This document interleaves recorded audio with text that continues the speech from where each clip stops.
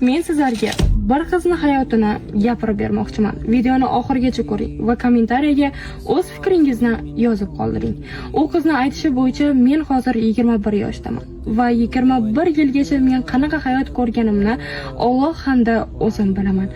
Va mana shu dadamni ham, ayamni ham ikkinchi turmushlari bo'lgan. Ya'ni dadamni ham bitta qizlari, ayamni ham bitta qizlari bo'lgan. Lekin dadamga ayam turmushga chiqqan vaqtda o'sha qizlarni sig'dirmasdan o'gay deya haydab yuborganlar. Keyin men dunyoga keldim. Ukam, ikkita singlim dunyoga keldi. Uyimizda juda ham urush janjallar ko'p bo'lardi. Aynan o'sha urush janjallar bo'lganligi sababli maktabdan uyimizga juda ham kech kelardik. Даже uyimizga kelishni xohlamagan kunlarimiz bo'lgan. Ana shu urush janjallar, stresslar bo'lganligi uchun bitta ukam tilda bug'lanish paydo bo'lgan. Dadam ayamni juda ham ko'p haqorat qilardi. Ko'chadagi insonlarga teng qilardi. Ko'proq j so'zini ishlatib, onamni juda ham kamsitib haqorat qilardi. Sen shuncha erga tekkansan, sen bunaqa qilgansan deb rosa ham ko'p tuhmatlar qilardi. Onam u narsaga chidolmasdan deyarli bir haftada 3 marta buvimnikiga ketib qolardi. Shu zayl bilan biz o'sha oilada yashashni boshladik. Va men 13 yoshimda og'ir operatsiya bo'ldi. Va mana shu operatsiyada qishloqdagi odamlar, dadam ham o'sha holatda yugurganligini ko'rib turib, men o'sha oila uchun harakat qilishni niyat qildim. Va u oila uchun men qo'limdan kelgan narsani qildim. Kunlik ishda ishladik ukam bilan men. Ukam arava surardi. Arava surgani og'ir yukni surganligi uchun oyoqda varikoz paydo bo'ldi.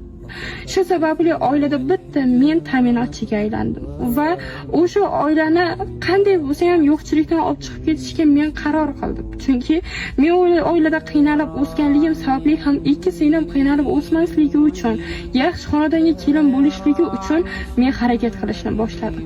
Lekin qadrimni, men farzandlik qadrimni pulga almashib qo'yganimni juda ham kech tushundim. Nega degan savol tug'iladi. Va nega degan savolingizga men o'sha oila uchun o'qib, o'z orzularimdan, o'z sog'ligimdan kechdim. Chunki mana shu dadamni ko'p urush janjal bo'lganligi uchun balki o'zgarar deya aynan dadamga qimmat mashina olib berdim dedi. Lekin o'zgarmadi. Ko'p urush janjal qilsa, ana shu mashina meni nozik joyimga aylandi. Chunki uni kreditga olgandim. Agar nimadir bo'lsa, o'zim ichim achirdi. Lekin dadam har haydaganda, baribir buni eriga qolib ketadi, buni ichimni to'kib tashlashim kerak, urishim kerak, sindirishim kerak degan gaplarni juda ham ko'p aytardi. Ko'p dadam bilan urushib qolgan vaqtda mashina sindiraman, yoqaman degan tahdidlarni juda ham ko'p qilardi. Va shu sababli ham men aynan o'sha janjalda mana shu olib bergan mashinani yoqdan bu yoqqa olib qochishga majbur bo'lardim. Unda dadam o'zgarar umraga olib bordim dedi o'sha qiz. Umraga olib borganda hattoki umrada ham ukamni saqovsan, silsan deb yuziga solib janjal qildi. Yo'qda ham o'zgarmasdan keldilar. Dadam mendan rozi bo'ladi degan gapini juda ham ko'p kutgandim. Lekin u qiz aytishi bo'yicha men barcha insonlarga dadamni asl yuzini emas, yaxshi tarafini ko'rsatganman. Negaki men o'zim balog'at yoshdagi qizman. Menda ham ikki singlimni ham birov kelin qilish kerak. Agar bunaqa deb odamlarga aytsam, bizani birov kelin qilmaydi degan narsa bilan u qiz doim dadasini yaxshi ko'rsatgan. Lekin keyinchalik o'sha qiz o'zi kasal bo'lib qoldi. O'zi davolandi, dadasini davolatdi. Dacha operatsiya bo'lganda qon ko'tarib yugurgan kunlari bo'ldi dadasini asrab qolish uchun. Lekin o'sha uy qurib berdi, mashina qildi, umraga olib bordi, lekin hech qaysini bilmadi. Nimadir janjal bo'lsa, seni o'ligingni ko'ray, seni qarg'ay, seni tobutingni ushlay degan gaplar bilan o'sha qizni har doim ezish, har doim siqish bilan umri o'tdi. Va o'sha qiz shunchalik charchaganki, lekin o'sha singlarni yetim bo'lishini xohlamaganligi uchun hamma narsaga chidadi. Hattoki dadasi ko'chaga chiqib o'sha qizni jalabga chiqardi. Hattoki ikkita farzandi bor buzuq qizga chiqardi. Qur'on o'qisa meni qizim Vahobiy qamanglar deb yozib bergan kunlari bo'ldi. Lekin o'sha qiz o'sha narsalarga ham chidagan holatda ikki singlisini kelajagini o'ylab hammasiga ko'zimdi va dadam balki o'zgarar deya harakat qildi. Lekin u inson o'zgarmadi.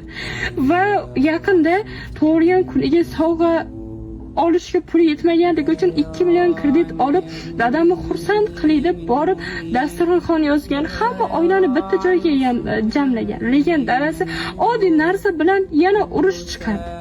urush chiqardi va dadasi operatsiya bo'lgani uchun gruppaga chiqqan. Har doim gruppaga chiqsam menga hech narsa qila olmaysizlar deb ko'p gapiradi. Chunki u jajar bo'lganda ko'pincha u qizlar o'zini himoya qilish uchun Nurikka chaqirgan, lekin dadasiga biron marta sud ishini ochmagan, qamatmagan, lekin dadasi har doim nimadir bo'lsa meni qamatinglar deb doim ularga zulmlik o'tkazib kelgan. Lekin u narsani qiz bola boshqa insonlarga ko'rsatmagan. Nega? O'zini, singlisini, oilasini o'ylagan. Lekin u qiz va bir kun men charchadim deya hammasini to'xtatdi. O'sha janjallar davomida 2 marta onasini, singillarini boshqa joyga olib ketgan. Lekin dadasi yig'lab men o'zgardim deb aytgani uchun yana qaytib kelgan. Lekin o'sha inson, o'sha ota yana va yana o'sha zulmni qilavergan. Boyaga qizi orqasida implant qo'yilgan. Ya'ni yaxshi bo'lib ketgan, lekin u qizni urish mumkin emas, og'ir nagurska ish mumkin emas. Dadasi shu urish mumkin emasligini bilib turib, mashinani sindirib kelaman deganda boyaga qiz meni urmaydi dadam deb yoniga chiqqanda qizi sochidan burab turib yerga tarib tashlagan. Qiz beli haligacha og'riyapti belim deb gapiryapti. Hech nima bo'lmasam belimga, orqamga, men oldingi sinovga qaytish xohlamayman degan narsa bilan yig'ladi menga. Va men bunaqa insonlarga nima deyishga juda ham ojizman. Chunki bir farzand ham Alloh yonida, ham bandalar yonida bir ota o'zgarishi uchun umraga olib borib, mashina olib berib, uy qilib berib, o'z sog'ligidan, o'z orzularidan kechyapti. Nimaga endi u qiz farzand onasini, singillarini boshqa joyga olib keldi va dadasi unga qarshi video ishlab video qo'yyapti. Menga qaramayapti, meni urib so'kib tashlab ketdi. Lekin u qiz shunga majbur bo'ldi. Chunki u oilaga sovchi kelmayapti. U oilaga sovchi kelsa, meni qizim bunaqa deb qaytarib yuboryapti. U qizlar turmushga chiqmaydimi?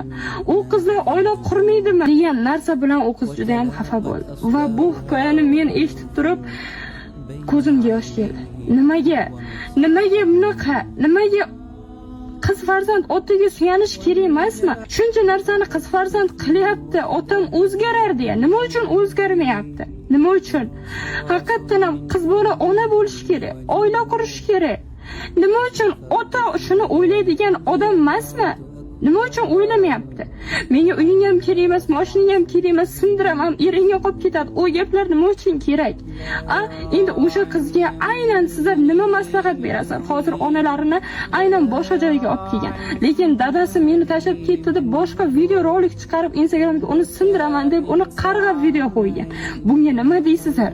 U qizda nima ayib? U qiz hozir nima qilsa bo'ladi? Otasi cho'chqa bo'lsa baylab boqsin deyishingiz mumkin, lekin otasida qarab ham ko'rdi, lekin o'zgartira olmadi. Qizim turmushga chiqsa, men oltin balig'imdan quruq qolamanmi degan gapni gapirib, qizi shu kuni kasalman deb telefon qilsa, "Mana mashina kreditini kim to'lar ekan, voy bu o'lib qolsa, uyda kim qilib berar ekan" degan gapni aytgan otadan yana nimani kutish mumkin? Men bu yoqda otalarni yomonlamoqchi emasman, lekin bilmadim. Men nima deyishga ojizman. Hozir u qiz onalari bilan singlarni olib chiqib ketgan. Nima qilishga juda ham hayron. O'rta yo'lda qolib ketdi. Pul bersa yaxshi bolam deb pul bermasa qarg'aydigan, nasib bo'lsa o'ligingni ko'raman deydigan darajada bo'ldi. Endi u qizga maslahat beringlar. Nima qilsin u farzand?